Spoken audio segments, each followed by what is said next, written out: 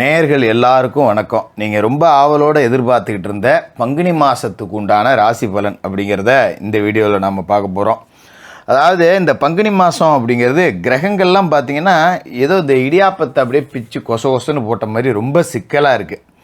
இந்த கிரக அமைப்பு அப்படிங்கிறது பார்த்திங்கன்னா கொஞ்சம் இயற்கை பேரிடர் வரக்கூடிய வாய்ப்பு, பெரிய அளவில் ஏதாவது தொற்று வியாதிகள் பரவக்கூடிய வாய்ப்பு, ஆட்சியாளர்களுக்கு பெரிய சாபக்கேடு உண்டாகக்கூடிய வாய்ப்பு, இது எல்லாத்தையும் கொடுக்கக்கூடிய ஒரு மோசமான கிரக அமைப்பு அப்படிங்கிறது இருக்குது. ஏன்னா கிரகங்களோட ராஜா சூரியன் மீனராசியில் ராகுவோட விஷப்பாம்பு ராகுவோட சேர்ந்து உட்காந்துருக்காரு. அதுமாரி மாதம் தொடங்கி 1வது நாளே செவ்வாய் கும்பராசியில் போய் அவருக்கு படுபயங்கரமான பகை கிரகமான சனி பகவானோட சேர்ந்து உட்கார்றாரு. புதன் ராகுவோடு சேர்ந்துக்கிட்டு நீச நிலையில் இருக்கார். 13ஆம் தேதி அவர் வக்கரமாகி இன்னும் பலம் இழந்து போகிறார். சுக்கிரன் 19ஆம் தேதி வரைக்கும் சனியோடு இருக்கார். அதன் பிறகு அவரும் போய் ராகுவோடு சேர்ந்துக்கிறாரு. அப்போ பாதிக்கும் மேற்பட்ட கிரகங்கள் எல்லாமே சர்ப்பதோஷத்தில் போய் ராகுவோட மாட்டிக்குது. குரு பகவான் மேச ராசிலையும் சனி பகவான் கும்பராசிலையும் இருக்காங்க. ராகு மீனத்துலேயும் கேது கன்னிலையும் இருக்காங்க.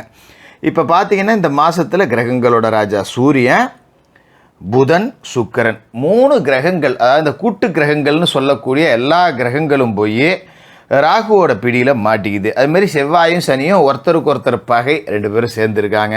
இந்த குழப்பமான கிரக நிலைகள் அப்படிங்கிறது உங்களோட ராசிக்கு என்னென்ன பலனை கொடுக்க போகுது, நீங்கள் எதிர்பார்த்து நடக்கலாமா, இந்த மாதத்தில் என்னெல்லாம் செய்யலாம், என்னெல்லாம் செய்யவே கூடாது அப்படிங்கிறது எல்லாத்தையும் இந்த வீடியோவில் நாம் பார்த்துருவோம்.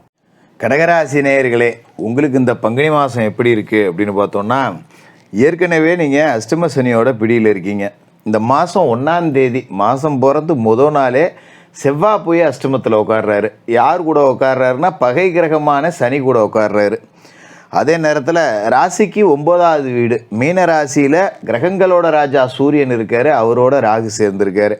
இது எல்லாமே பார்த்தா சரியில்லாத ஒரு கிரக அமைப்பு. ஆனால் இந்த மாத கிரகங்களால் சில நன்மைகள் இருக்குது. சுக்கிரனால் சில நன்மைகள், புதனால் சில நன்மைகள் அப்படிங்கிறதும் இருக்குது.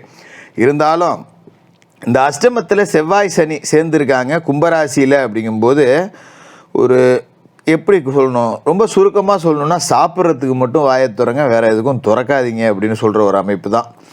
குடும்ப சுமை கூடுதலாக இருக்கும். கொடுக்கல் வாங்கல்ல போராட்டம். நேசக்கரம் நீட்டினவங்க, அதாவது நமக்கு எவ்வளோதான் கஷ்டம் அப்படின்னாலும் யாரோ ஒருத்தர் நமக்கு விரும்பி நமக்கு நல்லது செய்யணும் ஒருத்தவங்க இருப்பாங்க. அது மாதிரி இந்த பூமி பந்தில் எல்லா ஜீவராசிகளுக்கும் நன்மை செய்யக்கூடிய மனிதர்னு ஒருத்தராவது இருப்பார். அது தாயாக இருக்கலாம், தந்தையாக இருக்கலாம், மனைவியாக இருக்கலாம், கணவனாக இருக்கலாம், பெத்த பிள்ளையாக இருக்கலாம், நண்பர்களாக இருக்கலாம். யாரோ ஒருத்தர், இல்லை வேலை செய்கிற இடத்துல கூட ஒரு பெரிய அதிகாரி, இல்லை நம்ம கீழே வேலை செய்கிற ஒருத்தர், யாரோ ஒருத்தர் நமக்கு நல்லது செய்கிறதுன்னு இருப்பாங்க பார்த்தீங்களா. அவங்க உங்களை விட்டு விலக வேண்டிய சூழல் வரும். அதில் ரொம்ப ரொம்ப ரொம்ப கவனமாக இருந்துக்கணும். ஒருத்தவங்க நம்ம உதவி செய்கிறாங்க அப்படின்னா அதை நாம் சலுகையாக எடுத்துக்கக்கூடாது. கூடுமான வரைக்கும் பட்டும்படாமல் வச்சுக்கிறது அப்படிங்கிறத நிலைக்கும். இல்லை அவங்க கொடுத்துக்கிட்டே இருக்காங்க, நான் வாங்கிக்கிட்டே இருக்கேன், என்ன பண்ணுறது, எனக்கும் வேறு வழி இல்லையே, என்ன பண்ணி தொலைகிறது அப்படிங்கிற மாதிரி இருக்கிறவங்க கொஞ்சம் கவனமாக இருந்துக்கணும். அதே மாதிரி பேசவே கூடாது. கூடுமான வரைக்கும் எதுக்குமே பேசாதீங்க. இப்போ ஆஃபீஸில் ஒரு மீட்டிங் நடக்குதா, உங்களை கூப்பிட்டு இதுக்கு என்ன செய்யலாம் அப்படின்னு கேட்டால் உங்களுக்கு தெரிஞ்ச தகவலை சொல்லிவிட்டு சத்தம் போடாமல் உட்காந்துங்க. நான் முந்திரி ஓட்டம் மாதிரி முன்னாடி போய் யோசனை சொல்கிறேன் அப்படின்னு சொன்னால் நீ பெரிய அறிவாளியான்னு 4 பேர் முன்னாடி நாம் அவமானப்படுற மாதிரி ஆகிடும். அதனால் கவனமாக இருந்துங்க. அதேமாரி குடும்பத்தில் பிரச்சனை வீட்டுக்குள்ளே நுழையுதா, மனைவி பிரச்சனை பண்ணுறாங்களா, அதுமாரி பெண்களுக்கு கணவரால் பிரச்சனையா, செவனேன்னு கொஞ்சம் நேரம் அப்படியே கடந்து அமைதியாக போயிடுங்க. ஆண்களாக இருந்தால் எழுந்திரிச்சு வீட்டை விட்டு வெளியே போயிட்டு ஒரு 1/2 மணி நேரம் கழித்து வந்துக்கிறது நல்லது. ஏன்னா கணவன் மனைவிக்குள்ளே பிரச்சனை வரும்போது ஒருத்தருக்கு ஒருத்தர் வாய்ஸாவடால் பேசியிருந்தோம்னா பிரச்சனை பெருசாகி தற்காலிகமாக பிரிய வேண்டிய சூழல் கூட வரலாம். நான் எழுதி சொல்லிப்படுறேன், ஞாபகம் வச்சுக்கிங்க. கணவன் மனைவிக்குள்ளே பிரிவினை ஏற்படக்கூடிய வாய்ப்பு இருக்குது அப்படிங்கிறதால ரொம்ப கவனம். அதுமாரி வேலை செய்கிற இடத்துல பெண்கள் ஆண்கள்கிட்ட கவனமாக இருக்கணும், ஆண்கள் பெண்கள்கிட்ட கவனமாக இருக்கணும். ஏன்னா மாற்றுப்பாலினத்தவர்களால் அவமானம் ஏற்படக்கூடிய ஒரு சூழல் இருக்குது.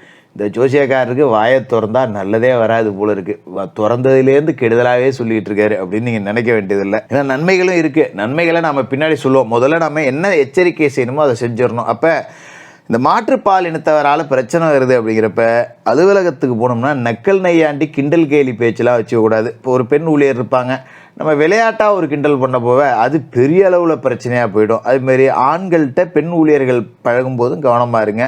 நம்ம ரொம்ப சர்வசாதாரணமாக ஒரு வெள்ளந்தியான மனசோட பழகும், அதை அவங்க தப்பாக எடுத்துக்கக்கூடிய வாய்ப்பு இருக்குது. இல்லை பார்க்கக்கூடிய ஊழியர்கள் நம்மளை சும்மா சாதாரணமாக பழகிறத பார்த்து ஒரு கட்டுக்கதை கட்டக்கூடிய வாய்ப்பு இருக்குது. இந்த மாதிரி பிரச்சனைலாம் வரும். அப்படிங்கிறதால இந்த மாதத்தில் ரொம்ப கவனம். அதேமாரியே வருமானம் பத்தலையே அப்படின்னு ஒரு கவலை இருக்கும். மேலதிகாரிகள் கொடுத்த வேலையை சரியாக செஞ்சு முடிச்சிருங்க, இல்லைன்னா தேவையில்லாத பிரச்சனை. அதுமாதிரி சொந்த தொழில் செய்கிறவங்க பங்குதாரர்கள் பிரிஞ்சு போகக்கூடிய வாய்ப்பு இருக்குது.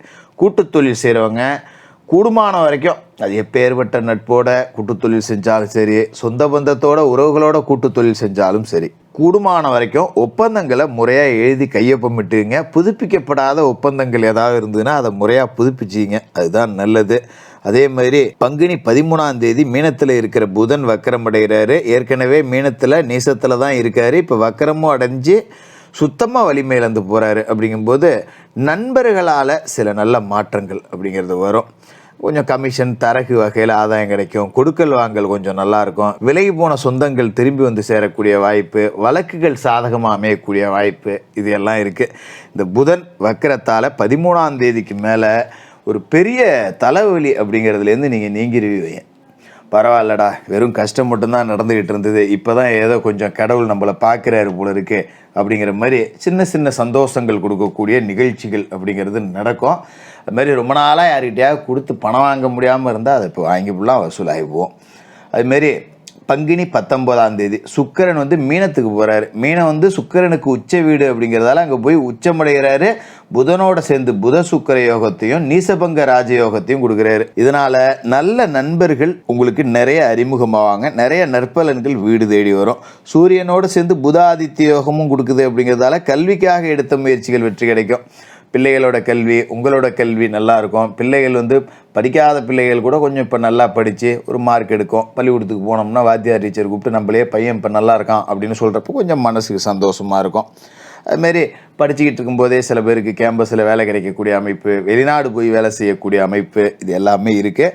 மாரி பொது வாழ்க்கையில் இருக்கிறவங்களுக்கு கொஞ்சம் மனக்கலக்கம் அப்படிங்கிறது இருக்கும். ஏன்னா செவ்வாய் வந்து சனியோடு சேர்ந்துருக்காரு. அப்படிங்கும்போது அரசியல் துறையில் இருக்கிறவங்க கவனமாக இருங்க. குறிப்பாக அரசு வேலையை கான்ட்ராக்ட் எடுத்து செய்கிறீங்க பார்த்தீங்களா, இந்த ரோடு போடுறேன், ஒரு காம்பவுண்டு கட்டுறேன், ட்ரைனேஜ் கட்டுறேன்னு அரசியல்வாதியாக இருந்துட்டு கான்ட்ராக்ட் வேலை செய்கிறவங்க ரொம்ப கவனமாக இருங்க.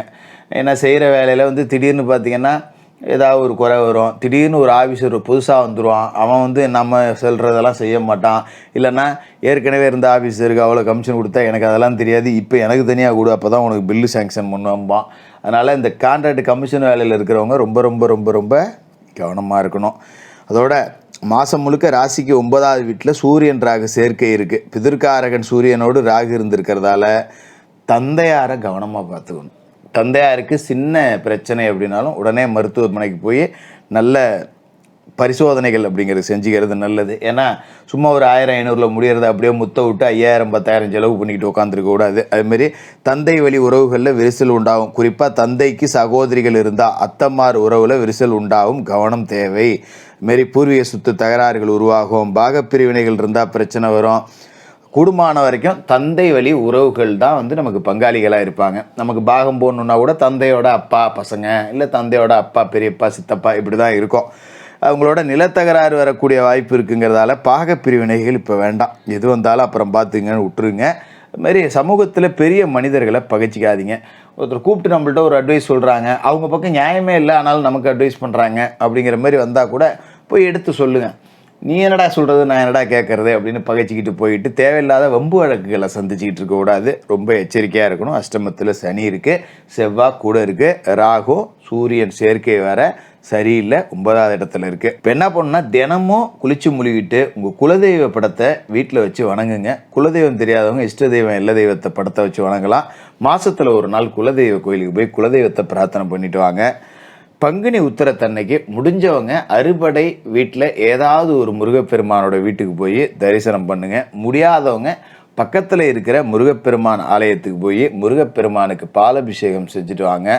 அன்றைய தினம் ஒரு 6 ஏழைகளுக்கு உங்களால் முடிஞ்சால் அன்னதானம் அப்படிங்கிறத பண்ணுங்கள். முடியலைன்னா ஒருத்தருக்காவது ஒரு வேளை சாப்பாடு வாங்கி கொடுங்க. இதை செஞ்சுட்டாலே இந்த பங்குனி அப்படிங்கிறது பல பிரச்சனைகளை கொடுத்தாலும் சின்ன சின்ன நன்மைகளையும் கொடுக்கக்கூடிய மாதமாக இருக்கும். கடகராசிக்காரர்களுக்கு வாழ்த்துக்கள்.